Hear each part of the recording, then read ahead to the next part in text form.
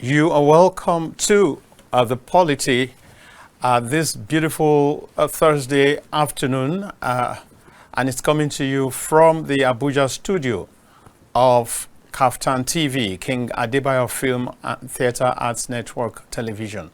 My name is Dayo Omoogun. It's my pleasure to bring you the program this day, and on this very special edition, we will be talking with somebody, a president. I mean, there are presidents, and there are presidents, and there are presidents. And this particular president is president in my professional labor group. Yes.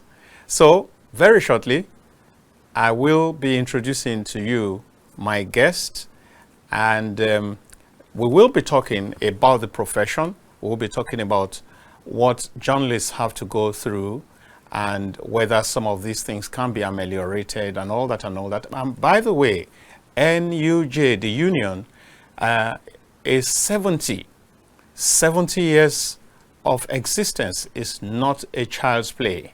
And the union definitely is rolling out the drums to celebrate, but along the line we want to also look at how has it fared, and that's why you have on your TV set NUJ at 70, how far so far.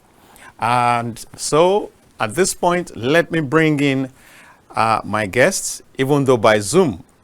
I'd like to welcome the president of the Nigerian Union of Journalists, Alhassan, Honorable Alhassan, or President Alhassan Yahya. You are welcome. Thank you. It's my pleasure to be here. Hello. Thank you very much. Oh, okay. Yeah, thank you. It's my pleasure. So, it's my pleasure. It's my pleasure to be the one to welcome you to this show, this beautiful edition of the show, and I'm particularly pleased. I'm particularly excited, and I just want to have a feel of what it is about the NUJ at 70. There are many people who would like to know. First of all, let's have a brief history of how the entire NUJ journey started. Yeah, first of all, let me begin by congratulating Nigerian journalists for attending this year. 70 years of profession is not a small thing. Just as Nigeria is striving for the self-determination and independence, so also the Nigerian journalists in Nigeria is also agitating and clamoring to establish on union, Nigeria Union of Journalists. In 1955, the union was established after a battle by leaders who have done wonderfully well by paying their dues. And I want to use this opportunity at the same time to commend and appreciate those who have contributed eminently towards establishing what we call Nigeria Union of Journalists today. It is a union that is saddled with responsibilities of making sure that we hold government accountable, as well as also do our job without fear or favor, and at the same time to protect Nigerian journalists across the country and some that are even practicing. All right. Thank you very much, President. As we celebrate, we like to go through the journey and see certain things for which we believe the union was set up. Of course, the union was set up to take care of the welfare and safety of journalists. Is that correct?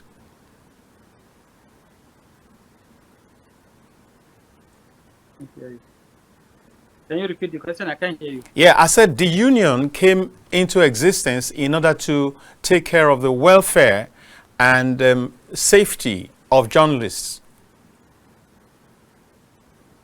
Absolutely. All right. Now, in the course of this 70 years, do we believe that this has been achieved? I mean, on a scale of 1 to 10, what would you say concerning this area? Well, today we forced to reflect on the remarkable achievement and the successes recorded by our past leaders. And I believe one of them is also one of the big elephant is also in this house, who is a former president of our great union and is your CEO. And they have contributed eminently in protecting and promoting and protecting of journalists in Nigeria. No doubt, as we all know, that journalism profession is one profession that is lagging, we're left behind in terms of so many issues. If you look at it critically, we have a lot of issues at stake. Issues around remuneration is issues of concern. Issues around insurance for practicing journalists is issues of concern. Issues around journalists is also issues of concern. Issues around intimidation is also issues of concern. But this time around, journalism is not a crime, and it is also expected by everyone to also give meaningful contribution and support towards promoting and protecting Nigerian journalists anywhere in the world. And I believe it is doable. Let's come and work together so that we'll be able to achieve our objectives. Let's work together so that we'll be able to leave a mark, so that we'll be able to leave a difference whereby journalists in Nigeria will be able to protect, come out and openly practice without fear or favor, without any fear from any quarter of harassment or something of that nature. All right. When we look at the society, you say that there is that journalism is the fourth estate of the realm. And we do know that there are three other realms which are highly respected and prestigious in the way that they are presented. How come that when it comes to the fourth realm of the fourth estate of the realm, the journalism profession, it looks as if it does not attract that level of respect, dignity, and prestige? Is there something that's missing? Is there something that ought to be done so that the journalism profession can also enjoy the level, the kind of prestige that these other realms enjoy?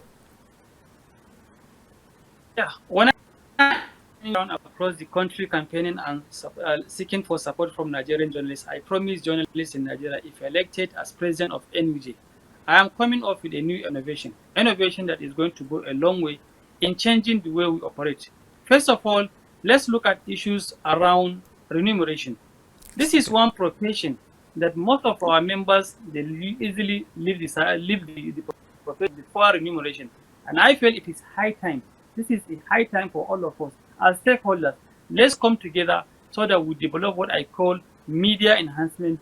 It may interest you to know, if you can remember in the 7th Assembly, there was a bill similar to that was presented before the National Assembly. It has reached second reading, but at the end of the day, that bill was not scaled through, was able to be killed by the legislators at that particular time. So this time around, I said, let's work together with all sister organizations, NUJ, Guild of Editors, Aratau, IPI, International Press Center, and all other non-governmental organizations that are working in line with our thematic area. Let them come so that we work together and we develop what I call media enhancement bill that is going to be presented before the National Assembly. And I believe already we have legislators who are willing to sponsor such bill. And I believe this time around, if we go voice, and at the end of the day, we'll be able to achieve our objectives. Coming back to the other issues, let's look at the issues of insurance. It's one critical issue that we need to focus on. Now, it has 1%, less than 1%, 2% of Nigerian journalists have any form of insurance. And I believe debt is inevitable. And at the end of the day, I keep saying that if we're able to insure journalists, they will be able to assess so many things. At the cost of debt, the family will benefit. I can recall vividly, your CEO is one of our former leaders. During his tenure, before his even tenure, we come up with an insurance policy whereby members will subscribe with nothing less than 7,000 naira. At the cost of debt, a member of the family of that member will be able to benefit from 1.5 million naira premium. And I believe it has gone a long way. I will give you an example. When I was chairman of NUJ in my state, I promised journalists in Gombe State that I am going to pay insurance premium for all practicing journalists in that state when I was campaigning. After election, I was to fulfill that, and I paid. Few months down the line, one of our members, who is a very young journalist, he died at the cost of his job. And at the end of the day, we were able to present 1.5 million naira premium to price. As I'm talking to the family of that journalist, they are living in a house courtesy of NUJ. That house was worth 1.2 million naira. Today, that house, the value of that house is more than 20 million naira. And we pay school fees for his 2 children that he left behind. And I believe with this kind of innovation, we are going to go a long way. And I feel at the same time, let us also come up with another insurance premium that I call health insurance premium for practicing journalists. That will also go a long way with the aims of achieving 3 objectives. One of the objectives is I call universal health coverage in line with the national agitation and in line with the national campaign. It will also go a long way in reducing out of journalists, practicing journalists in Nigeria. The third objective is also going to reduce maternal mortality of our dear country. It is a record. Nigeria is the one country that is giving highest rate number of maternity compared to developed countries. And I believe together we'll be able to achieve that. While the premium is not more than 3,000 naira, a journalist will be able to benefit from good quality healthcare services, from primary healthcare, secondary healthcare, up to the healthcare. And at the same time, let us also come back and look at how we'll be able to re-strategize and come up with new strategies of removing those that we feel they are the bad eggs among us. And by the time we're able to do that, I believe the profession is going to be sanitized, the profession is going to be organized, and the profession is going to be like competing with all other professions across the country. All right, let's take a breather, and when we get back, we'll make progress on this. Welcome back to the Polity, coming to you live from the Abuja studio of KAFTANTV. My name is Dayo Omoogun, and we've been talking with the president of the Nigerian Union of Journalists, Alhassan. Yahya is his name, and he's been talking with us and opening up a whole lot of plans that his tenure has in stock to change the narrative concerning all the pains and all the difficulties that journalists experience in the course of their day-to-day duties. And he's been talking about putting in place some insurance packages, and which he has tried out in his state. He has also talked about the fact that remuneration is something that needs to be looked at very seriously, because we do know that for many media organizations, journalists get paid little or nothing. For in many of the organizations, they get paid even below national minimum wage in many instances, or some get owed for several months on end and all that. But we do hope that with what President Yahya is saying, that all this will become a thing of the past. So I go back to him right now. President, we have had situations where journalists are manhandled, intimidated, beaten, and all kinds of things. Now, just recently, a journalist was beaten up because he reported a fire incident in a worship center. Now, what is your administration going to put in place to, as much as possible, prevent these kind of travesties and to ensure that when they happen, there is due redress? Well, first of all, we condemn in totality any form of harassment or any form of attack against any journalist in Nigeria. But let me equally use this opportunity to clarify certain things. If you go in line with the Constitution of the Union, it was clearly stated who is a journalist. But sometimes, you know, the truth of the matter, there are people who they refer themselves as journalists, but the truth of the matter, they are not journalists. I will give you a typical example. With the proliferation of this social media, everyone that can pick a pen and use his phone usually call himself a journalist. And if that person was harassed, arrested, or manhandled, the international community, the Amnesty International, and other group will be saying that journalist is harassed or manhandled. Yes, it is true. But I promise to myself, whether you are a registered journalist or you are not a registered journalist, once you have an issue, the union will stand for you.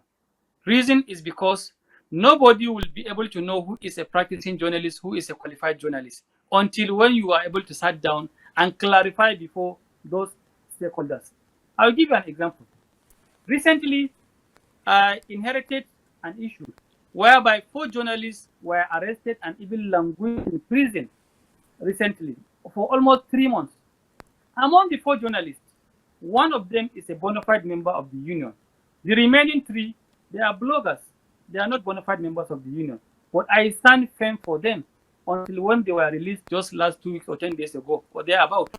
In the last 3 months, they were languished in prison. But I stand firm for them, because if somebody you from outside this country, you are you doing with the number of journalists that have been harassed or intimidated or languished in prison without trial? But I keep saying that NUJ under my watch protect the interest of the union, is going to protect the members, and is going to go in line with the constitutional provision of our union. And I believe it is also doable. All right. There is also, I mean, you started off by talking about remuneration. And I'm aware that, for example, without necessarily mentioning a particular organization, there was the case of an organization that went outside of this country and tried to practice the same lawlessness, if you ask me, the same lack of care of journalists outside. And within 2 months, the authorities there sent them packing because they couldn't stomach a situation where people will work and not get paid. But generally, you find out that in many media organizations, they're being owed salaries. And sometimes if you get fed up and leave, you lose whatever it is in many cases. I know how much, I mean, okay, without personalizing issues, but the truth remains that we have several cases of journalists working without getting eventually paid. If they move out and say, okay, I'm fed up with this, they don't eventually get anything for those periods of time. I know someone who for 2.5 years stayed with an organization. They kept saying, oh, we're working on it, we're doing something. And for 2.5 years is a huge chunk of somebody's life, 30 months. And nothing came of it. And there are several people that way in the profession. What can be done to stem this kind of ugly tide and to ensure that those organizations are held to task? I got your question very right. Talking about the remuneration for us at the NUJ. If I can get you right, talking about the issues of remuneration. Yes. I think we have 2 plans. We have Plan A and Plan B. I have talked about the Plan A. NUJ with sister organizations and stakeholders are developing what we call media enhancement bill. The bill is going to be presented before the National Assembly. Yes. It is our hope and prayer, if that bill scales through, it's going to be implemented across the board. But we have what we call Plan B. As I'm talking to you, there is a bill in the House of Assembly in the Admiral state government that was passed by in that state. The bill is about 3 objectives. 1 is issues around remuneration for journalists in that state. 2 is issues around setting allowances for the journalists. And 3, the extending of age of retirement to 65 years of age in that state. That bill is waiting for the assent of the governor.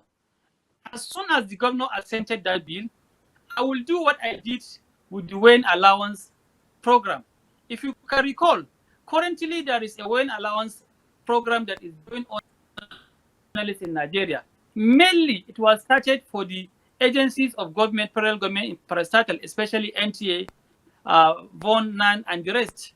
By the time the government released the approval, the chairman of NUJ in my council, I was able to get that approval. And I took that approval to my governor. And I was opportune and convinced the governor of my state at that particular time, who approved WAIN allowance for the journalists working in the state level. I did not stop there. I brought that up before the NEC. NEC ratified the approval. NEC distributed the approval across the 36 states of our great union. And today, as I'm talking to you, more than 30 states are benefiting from WAIN allowance, courtesy of my initiative in Gombe State. And I believe this time around, we have what we call Plan B. If the governor of Adamawa State assented the bill of that law, we are going to get that bill and adapt it at the NEC, and we are going to distribute the bill across the 36 state council and FCT, with the sole aim of helping our Nigerian journalists to increase their remuneration from where they are. And I believe it is also what we're getting now is for the governor of Adamawa State to approve the bill and assent the bill so that the bill will become a law in that state. So that bill is going to be a rallying point and it's going to be a yardstick for us to commence advocacy across the 36 state plus FCT. That is our Plan B. And the Plan A, like I told you, is already for stakeholders to give their input. And this time around, we're incorporating everybody. NUJ is not doing it alone. NUJ will involve everybody so that people will give their own input. And at the end of the day, we are going with one voice, and we are hoping and praying at the end of the day, the bill will scale through. And after it scales through, we'll also look ways of making sure that that bill is implemented across the country. This is our hope and prayer. And we are going to work with all the unions, including the Association of Proprietors, and I believe give us the maximum support for us to achieve our objectives in that regard. All right. I also think, Mr. President, that you should talk to us members about how we present ourselves, because like they say, you dress to be addressed. When you see some of the practitioners and the way they conduct themselves at public functions, I'm sure that you have had occasions where you felt bad about how some of us or some of them present themselves. And I think that this is an opportunity to also give a word so that it doesn't look as if we're pointing fingers alone. We're not talking to ourselves. I think this is one opportunity, Mr. President, to speak to people to conduct themselves believing that they are indeed members of the fourth estate of the realm, that their profession is noble, and that, certain a minimum level of self-respect is expected from practitioners of this profession. At the national level, that will go down line to the state level, whereby each state will also have their own ethics and disciplinary committee with the sole aim of sanitizing the system. And I believe this time around, we mean business. And at the end of the day, we'll identify who we feel they are competent, they are reliable, and they are members of the union, and we'll update our compendium, whereby anybody, anywhere at the fingertips of will be able to know who is a journalist in Gombe State, who is a journalist in Lagos State, who is a journalist in Yobe State, likewise, who is a journalist in State. And I believe it is also doable. Like I said, it's something that needs to be done urgently. At the same time, we need the support and we need the funding to be able to implement that plan. And I believe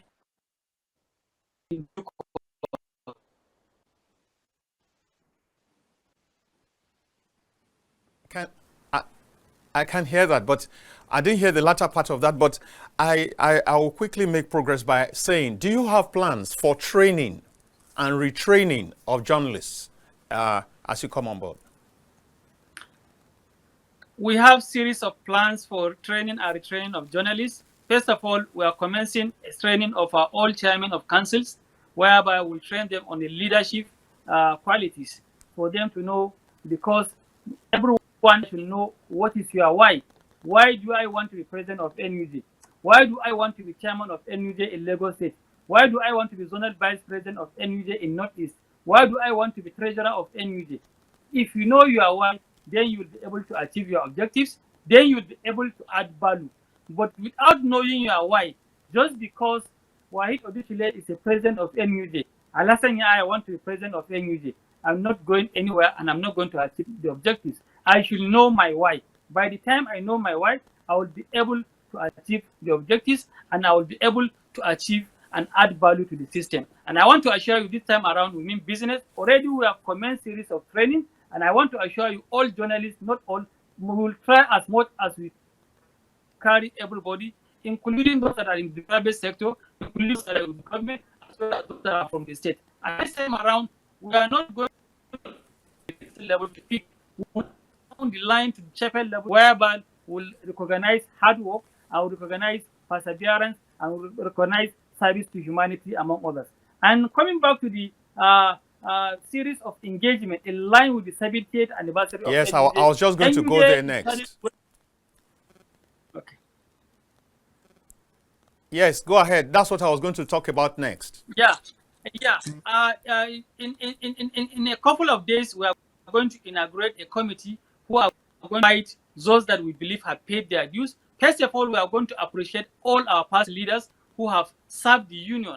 And at the same time, we are also going to appreciate past leaders who have served the women wing of our union, that is NAWOT.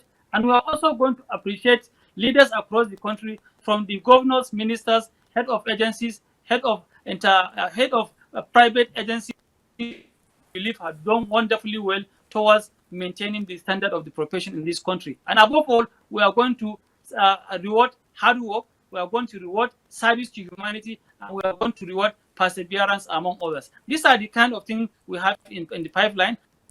I hope we'll be able to achieve that. In due course, in few coming months, we are going to do that big event whereby we're inviting everybody so that we'll celebrate together and celebrate the 70th anniversary of our great union and the services rendered by our past leaders.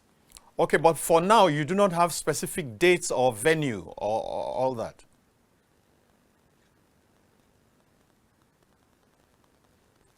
For now, you do not have specific dates for the event or venue, do you? Can you hear me? I'm asking whether you have specific dates for the celebration, for these events that you have talked about. Do you have the specific dates when it will be held and the venue?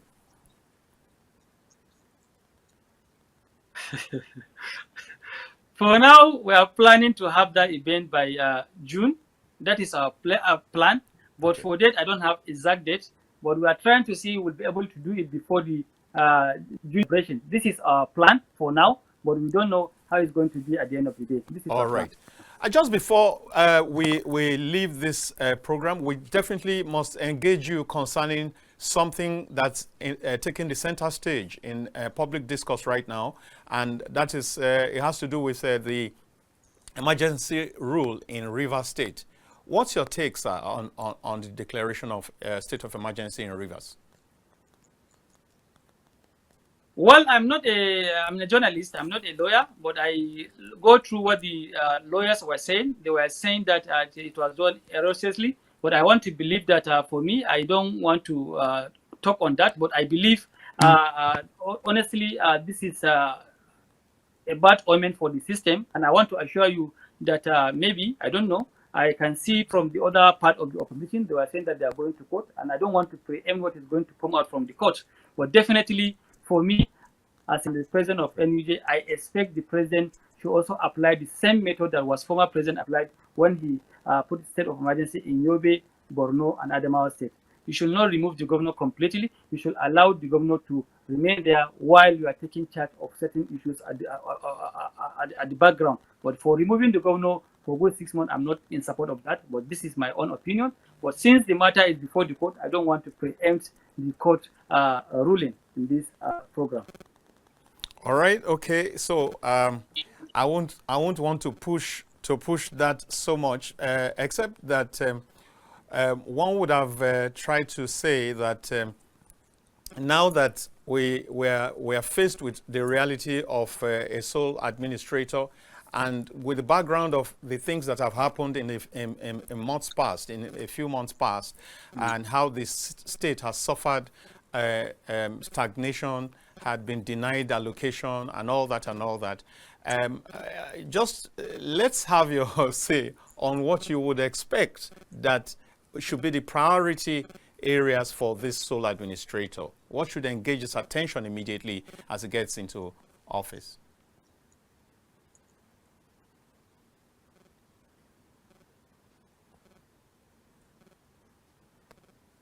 Well, I didn't hear the question, but okay, I'll go again.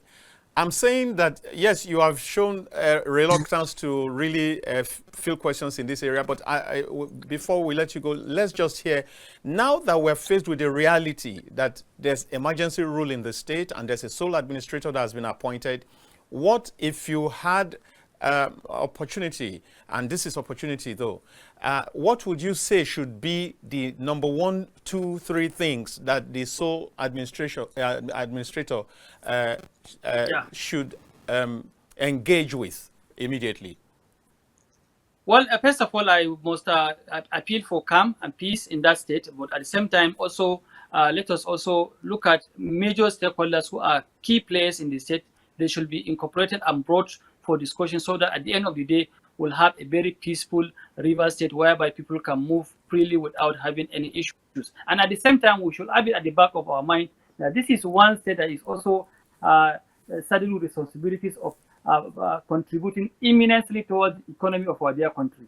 And I think it is for all of us as Nigerians, as either indigenous or citizens of that state to give our own meaningful contribution to change the integrity and the national interest and the national security of our dear country by making sure that people can move freely without having any difficulties or any issues in that regard.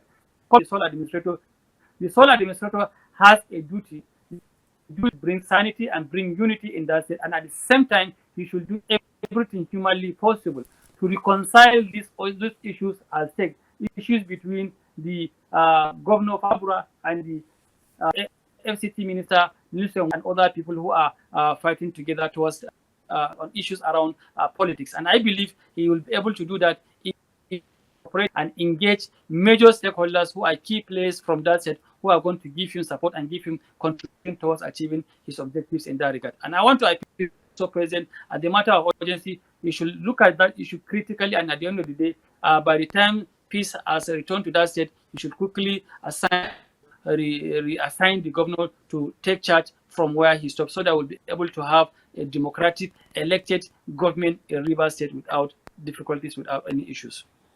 Thank you very much, Mr. President. Right now, just in case you want to say congratulations to the NUJ, you want to congratulate the president, the phone line is open and it's 08029938365. You are out there, you want to felicitate with us in the journalism profession as we clock 70, I'm in the union. Please do call in and the line is open. Now, in a few minutes, we will let the president go. And I think I'll just ask, sir, that you give us your parting shot, your parting words, maybe some form of advice to practitioners and maybe some other stakeholders or something. My sincere appeal to journalists is we have a serious challenge, a challenge that we need to take it seriously. If you look at it, we have technological issues, we have insurance issues, we have issues of generation. Let's work together so that we'll be able to overcome those challenges. And I want to assure you, as your chief servant, my doors are always open to work with you towards adding value to the system and towards making sure that we'll be able to leave a legacy whereby people can be proud to say that we are journalists in Nigeria. All right, that will be it. Thank you very much for coming, President Alhassan Yahya, the President of the Nigeria Union of Journalists. We do wish you a very successful tenure. You have very wonderful vision, and we do hope that at the end of your tenure, most of these would become testimonies, will become things that we can relate with physically, I mean, that we can touch as flesh. We do hope that that will be your testimony as president of this wonderful union. Thank you so very much for coming, and we wish you the very best. My pleasure to be here. Thank you very much. Now, you can still call in.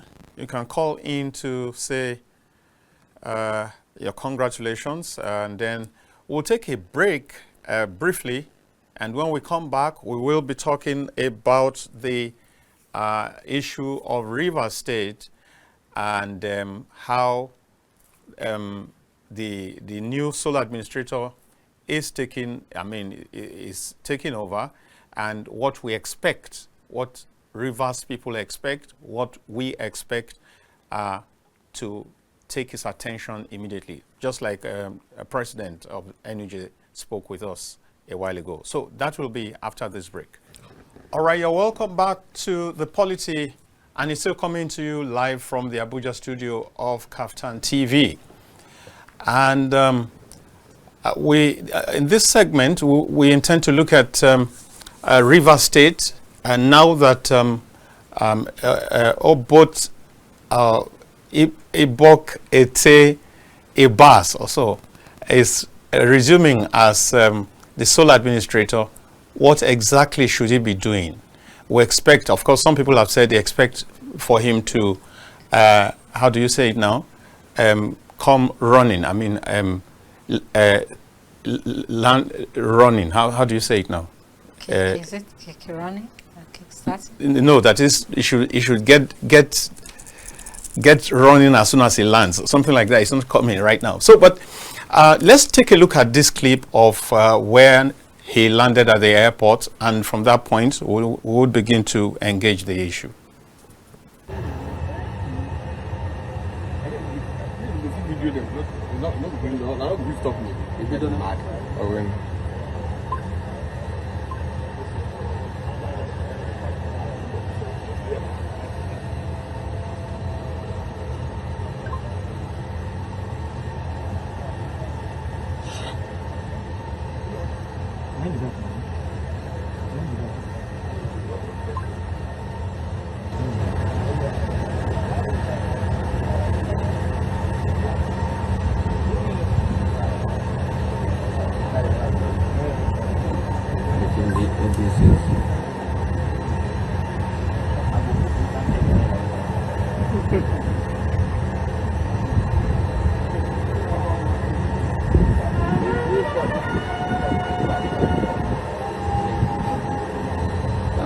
This man.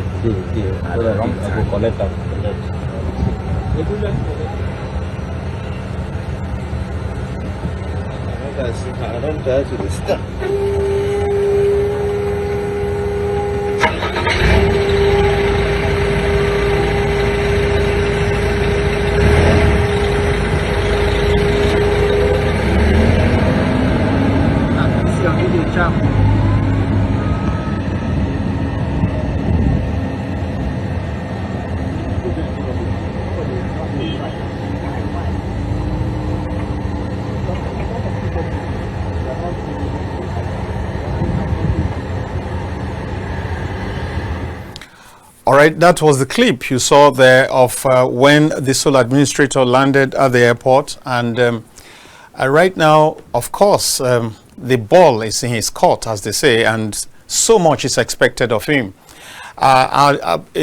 For this segment, I have to introduce an in-house analyst, my colleague, Ekaette. Ibuot, it's good to have you back. Good afternoon. Nice to be here. Nice to be back. Right. Very good to have you back after the break.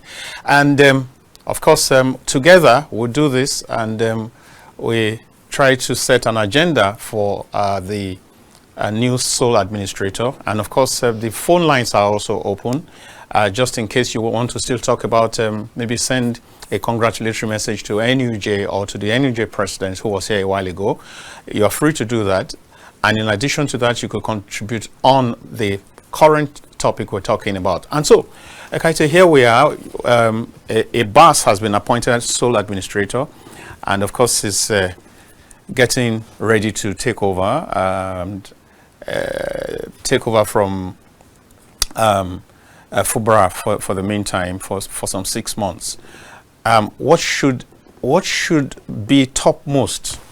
What should be topmost on his mind right now? What do you think? Yes, it's a wonderful topic that we are going to rub our minds on. Like what some persons, the expectations out there, I would say like what every other Nigerian believes. The expectation from Ibas is quite very high, because for the past 2 years, as a result of the political turbulence, the political issues in River State, that has actually robbed the people of River State of the dividends of democracy.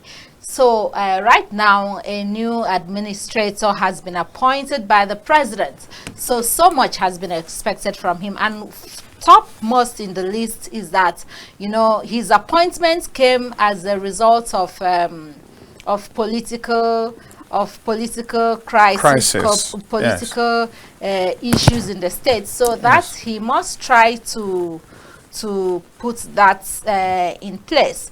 And then secondly, the security threats too is also one of the things that brought about the suspension, because there've been a whole lot of security threats in Rivers State. So one of the expectations, what Nigerians expect from him, is that he must try to address the issue of security threats in Nigeria, because as it stands, for a couple of weeks now, we have been witnessing where a whole lot of pipelines have been vandalized, and that is a serious economic loss to the nation and the state too. So he must try to address that. And then the issue of constitutional bridges too, he must look at it too. But topmost is the fact that, like I said earlier, the people of Rivers State have been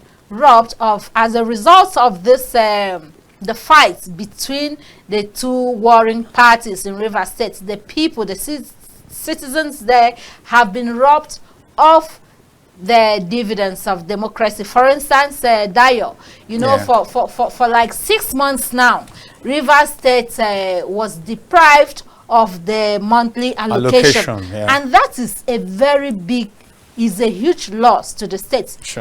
You know, that definitely has is telling on their infrastructural development. So this 6 months is a time for the sole administrator, in person of Ibas, to sit up and try to make sure that what the people of Rivers State have lost in the past 6 months, he should try to give them the necessary infrastructural developments. What they have been deprived of, he should try to look into that. Above all, the issue of security threats should be the topmost in his list. He should try to address that, because where there is the security, where there is peace, I mean, the people can thrive. Economic activities can thrive. People can go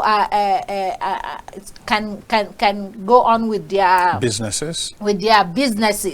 But as it stands, it's not like that in Rivers State, because I kept on calling some friends, family members in Rivers State. In fact, as at day before yesterday, since yesterday, economic activities were almost at a standstill, because people were actually scared of going out. What will be the situation if I go out there, you know? So he should try to make sure that the issue of insecurity is addressed, and then he should also look into the infrastructural development, some of the things that were paused in Rivers State, so that the people can actually be carried along as far as this present administration is concerned.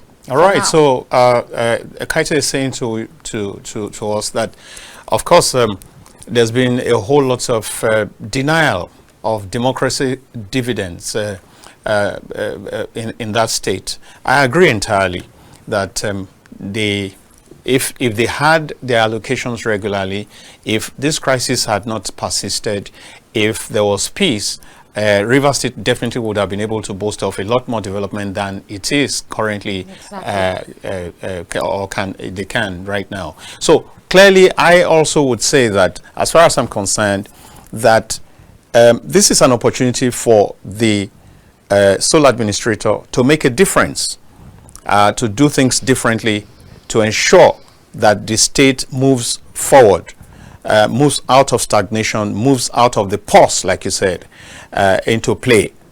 So you move from pause to play. Right? So we need a Rivers State to move from pause now to play, because the gladiators, all the all the counter accusations and counter accusations, all the intrigues are no longer there for this period. I think that it's very crucial. Luckily, some sources have said that the monies that were withheld, the River State monies that were withheld, are going to be released because to the sole administrator. Because I was about asking that. In fact, that was my next. There were some snippets question about that. Those monies that were withheld will be released to the sole administrator. So he definitely will have resources to work with. That's crucial. And once that is in place, he needs to put his name in gold within these 6 months and make a whole lot of difference. Somebody has suggested that, for example, the House of Assembly structure that was damaged during the earlier crisis, he should use this opportunity to fix it. And personally, I would also want to ask that he will begin the process of peace building. And what does this mean? Begin to speak, because you see, if you just want to use force against those who are threatening and those who are attacking, vandalizing pipelines and other investment, it may not really work. So it has to be both force and some peace, some moral suasion, some psychological talk, some kind of. So it must embark on peace building. Is very important. Very, very important. Yeah, right, Dayo, because you know what, the beauty of this appointment is that for me, I don't know if any other person is, Ibok-Ete is from the Niger Delta. Yes. He understands the plight of the people. And I believe he understands that if whatever affects River State affects other parts of the Niger Delta, of the South, because they have this connectivity. They have a way of bringing themselves together and starting something that might not be very good for the country. Good. So, like you said, there is need for him to toe the path of peace and try to bring the stakeholders together. The warring parties together, and then the Niger Delta youths, because I've seen clips where the youths have vowed to break laws and take laws into their hands. So that piece, like you mentioned, there is need for him to address that, because if River State sneezes, other parts of the Niger Delta catches indeed cold. The other parts of the country catch cold, because a major chunk of our resources is from there. And that's why many times when people say that the president was hasty in taking his decision, I explain, I feel that the reason he had to quickly nip it in the bud like that is because of what River State means to the economy of Nigeria. And if somebody who is concentrating so much on the economy, trying to build the economy, rebuild it, and make it really robust, and somebody who is talking about $1 trillion economy, somebody who is trying to ensure that crude oil production is scaled up, and then you now have a factor, you now have something that can cause that to be frustrated. He's not going to open his eyes and allow that to go on. And I think that's one of the main reasons why he quickly had to step in. In recent times, we've had the crude oil production going up over some time. So he does not want a situation where, especially when a threat had been issued. If you look at the papers today, a lot of the papers also ran with the headline that the federal government is alleging that Fubara, the governor, is the one who motivated those youths into attacking the pipelines. I hope that doesn't stick, because that's not too good for anybody. But I mean, it shows to you the thinking of the presidency. Let's take this call. Hello? Hello, good evening. I mean, good afternoon. All join. You're welcome. What's the name? My name is Fred. I'm calling from Delta State. All right, Fred from Delta State. Let's hear you. Okay, yeah. I am calling because you seem to also justify the position of the president he said that he was not hasty in taking decisions. Well, sometimes decisions, when you take, before you take decisions, look at different angles to it. What are the choices for the president? This matter did not start just yesterday when pipelines were started, people started playing pipelines. The matter has been lingering for over a very long period of time. The president does nothing about it. Yet he has a minister of FCT who is planning and whining with at Abuja there, and he's not calling it to order. The president needs to know that all his actions so far, he has not been able to call Wike a major professor, a major person in this entire thing, to order in any case. Look at the statement. It's that time he gave an 8-point agenda to this whole thing. He never for once mentioned Wike in his statement. Secondly, in his address to the nation, when he imposed the emergency rule, he never for once mentioned Wike in the entire thing. But Wike is behind the entire thing. Those 26 members in Rivers who are, having who are at the forefront of the war with the governor are Wike's men. We all know. The president knows. What has he done about it? He has fired Kubara and he has left Wike there. Listen, when you say that he's taking this decision to impose the emergency rule in Rivers State to save oil installation or the production of oil and gas, has he really done that? Let's take a look at what happened in the past. Obasanjo took similar decisions in the past, in Odi, in Baramatu, and other places. What happened? Did it help the country? It never did. I see this as when the president is an interested party in this case, because he has done a lot of things that has people to see that he is not a neutral arbiter, but rather whatever follows, the APC is as it is, that is of the entire benefit that comes from it, because they want to make sure that it is stabilizing the state, or as it put his tools there. Fred, can I take you up on one or two things? Yeah, so when you started and you said Mr. President has done nothing about it, and you come back to say that he did something, first of all, those are they counter themselves, those two statements, because you also told us that he actually did something where an 8-point agenda was reeled out. But what I guess the point you wanted to make is, and which you should hold on to, is that what has been done thus far, as far as you're concerned, did not take care of the person that you felt should also be checkmated.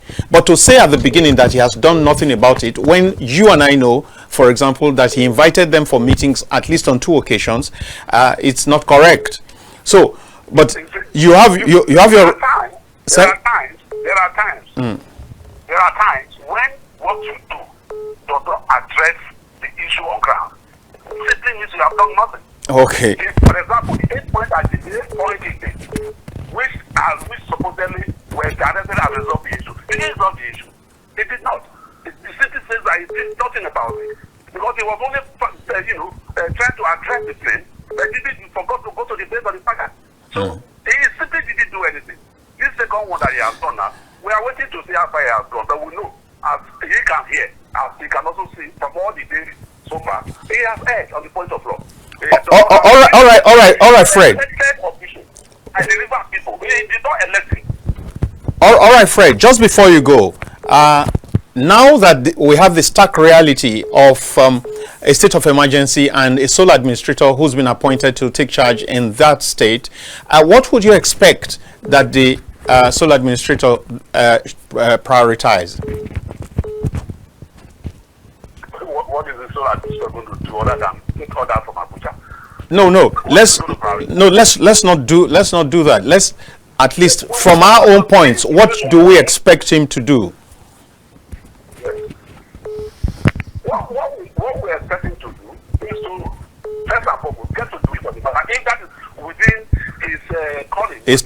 Within his terms of reference, okay? If that is within his powers, he should call the 2 quality parties. And calling them doesn't mean calling the 26 members of the House. It means calling Wike himself, because he's the arrowhead. He's the man behind the Wike, calling Wike to order, bring Wike and this man together, and let it try to sort out this, so that in the next 1 or 2 months, he will vacate that office and allow the original owner of the office to take his position. His prioritization of him must be that he should resolve the matter. Thank you very much. Thank you very much, Fred. Thanks for this contribution. Hello. Good evening. Yes, you're welcome. Are you still there? It's gone. Wow. It's mine for me. There's a problem. You're calling from Ibadan. What's your name? Yeah, I think there's a problem with your connection. So, like what we were saying before, I think, you know, he just mentioned, he said something that struck me. He said, what will the sole administrator be doing apart from getting orders? Yeah. I think at this point, Ibok-Ete Ibas should, like I said earlier, is from Niger Delta. He should write his name in gold, like you said, yes. Because, and you know the way he can do that is for him to address this issue with all amount of sincerity. He shouldn't play politics. Exactly. He shouldn't get involved in the Because politics he has at all. the opportunity, because It's whenever a neutral the issue of this River State crisis is concerned, his name will be mentioned. Oh, sure. From this point ahead. He has that opportunity to address whatever the issue is, and that should come with all amount of sincerity.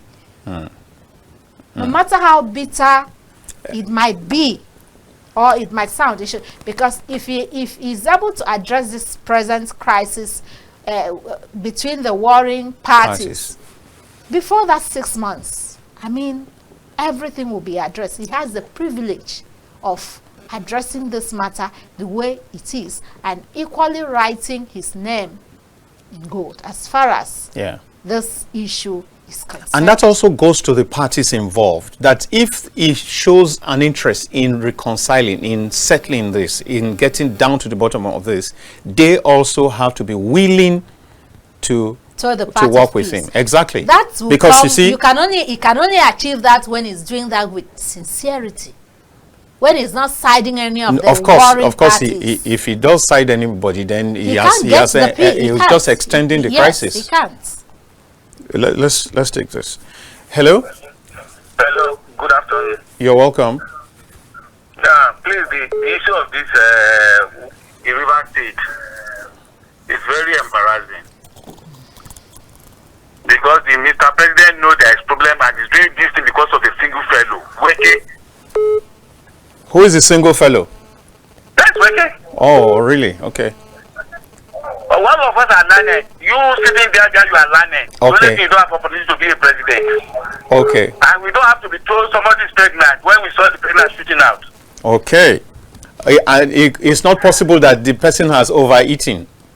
That is not possible. It's not possible. Pregnancy is different from overeating. Everybody who knows that is because Weke is losing. That's why Mr. President is doing all this. Okay. The state of emergency is never declared like this in any nation. Okay. We love it. We love it. So we can see the good that is going on. If somebody is APC, is in PDP. The same fellow is burning South with election. The same fellow said there will be fire in any state that try to come into this problem. He is not arrested, and he's not even accused of his one putting fire into the bunker that are not blowing up. They say it's Fubara. I'm not from River State too. From English, you go no see Abi Yoruba. Okay. But we want peace in the whole country. I beg, Mr. President, we want peace. Let Weke be. Weke cannot be above the law. See what the Supreme Court brought out. Are you not ashamed yourself as a journalist as we are?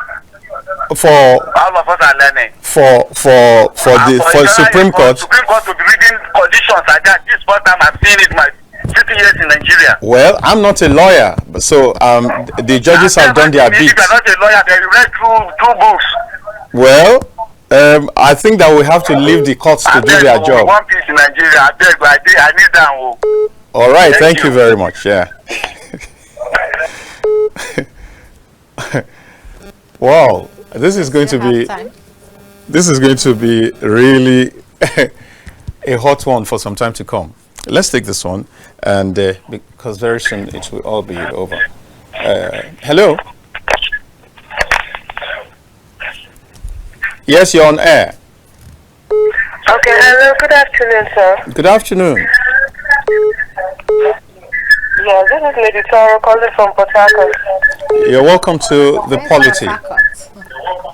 At least tell us about Port Harcourt. How is Port Harcourt right now? Port Harcourt is calm, Port Harcourt is peaceful. Okay. From your previous reports, I heard when your associate talked about insecurity and how the presence of the military would help. Go on. That is actually a far cry, because what the military will succeed in doing, the presence of the military will only escalate tension, and that is not what a volatile state needs right now. All right. Having said that, Lady Toro, did you say Toro? Lady Toro. Toro. Okay, now, what would you have suggested instead of filling the place with military people and ensuring that those installations are guarded and there's some regular patrol and everything? What would you have suggested in its stead? In a situation where the presidency or the country has an issue with the governor of his state, if talks were done and talks were made and compromises were reached, I think at some point stakeholders, the relevant stakeholders, should have been invited. They didn't have to resort to this level of emergency rule. Now, so who's responsible for bringing it to this level? From your own. From your own. We have here. Yes. This is a state that has been through a lot of drama, especially as it concerns this godfatherism. It has not favored the state in the past, and people are weary. I mean, salaries have not been paid since last month, since February. There's a lot of panic. There's a lot of tension. The prices of goods in the country as it stands is outstanding. And then, I mean, what does this do? Does it let people know that the presidency or the country actually cares about the welfare of the citizens, or just concerned about the economic value of the state? Well, let me ask this just before you go. Now, if we had a situation where, for example, you had multiple blow-ups of petrol installations, I mean, pipelines and all that, to the point where maybe our crude oil production drastically, crashes from over 2 million barrels per day that we were doing to something like half of that. How does that help us, and how can that be averted from your own assessment? Okay, in answering that, the reason these pipelines were being vandalized, the reason there were these blow-ups was because the people were not satisfied with the decision reached. That is one. Now, in guarding this security, in guarding these pipelines and protecting the economic property of the country, shouldn't security have been boosted to those areas? I mean, you tax the natives of the community to protect their property, yes, and then you make them sign an undertaking, or in fact, you even threaten them if you have to. Yes, if this is found wanting, if we find out there are more of this, we will seize this, we will take this. There are other ways of resolving this. Why throw a whole state into panic mode? I mean, this is happening in just one local government. If they cannot get to an understanding, why rope us all in? I mean, we just want to live our lives. Some of us don't really care about parties. We don't care about the APC or the PDP. So far as you rule out well, Sure. we're not dealing with sentiments here, we're dealing with productivity. As it is now, you can't step out without seeing the security. I mean, what does it hold for us? Are we friends? Are we in a military regime? Is there a junta going on? Is there a coup, or is there something cooking that we don't know about? Lady Toro, we will need to let you go. You have so much to say, and you're articulating your points very clearly and very well. I wish we had so much more time, but we'll have to let you go so we can take just one more person before we go. Thank you so very much for your contribution.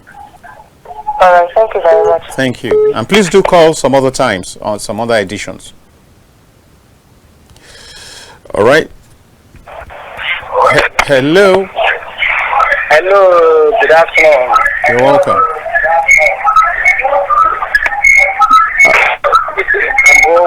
I think that TV set is too loud, and we have exactly 30 seconds to go. Okay, I am Gambo Mohamed Ibrahim, speaking from Nasra State. All right. Truly, I believe this is very, very undemocratic to start with. Wow. We live in a country that is democratically governed, has such laws that is so flexible that the president will rise overnight to bring in state of emergency. Then I pity our democracy. I think he's derailing from the point. No, you know something. Can you move away from the TV set and as well cut down the volume? You have 15 seconds, really. He should tell us his Okay, thank you. What I'm saying is truly, I believe that the president shall have taken. We have gone past all that now. We have a reality that there's a sole administrator. What do you expect from the sole administrator? Truly, the president is saying he shall have punished both parties. We don't expect that the governor is sanctioned. That is history now. That is history now. We have a sole administrator in place. The other party, why is the other party not sanctioned? Incidentally, we have little or no time. Ekaette, let's just have our parting shots and then Yes. that will be it. My advice for now is to the sole administrator in person of Ibok-Ete Ibas. Like I have been saying, he should address some of these issues with all amount of sincerity. He is just he should address the issues with all amounts of sincerity and make sure stability is brought back to River States, and the people of River States also enjoy the dividends of democracy as far as this administration is concerned, because they have been deprived of that for quite a long time.